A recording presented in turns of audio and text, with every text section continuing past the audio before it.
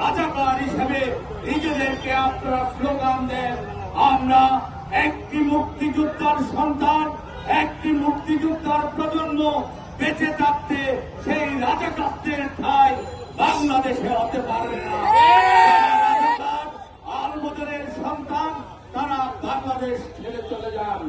আমরা সরকারের কাছে দাবি জানাই, আপনারা যেমন মুক্তিযুদ্ধের তালিকা প্রকাশ করেছেন, আমরা আজকের এই সমাবেশ থেকে রাজাকারের যে তালিকা প্রকাশ করুন অবিলম্বে, এবং এই রাজাকারের তালিকার মধ্য দিয়ে তাদের সন্তান সন্ততিদের বিশেষ চাকরিতে, সরকারি চাকরিতে যাতে যোগদান না করতে পারে সেই জন্য আপনারা আইন প্রণয়ন করুন।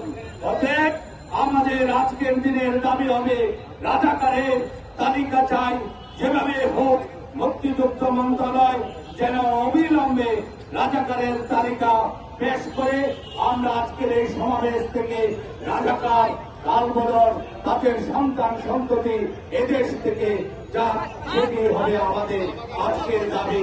জয় বাংলা, জয় বঙ্গবন্ধু।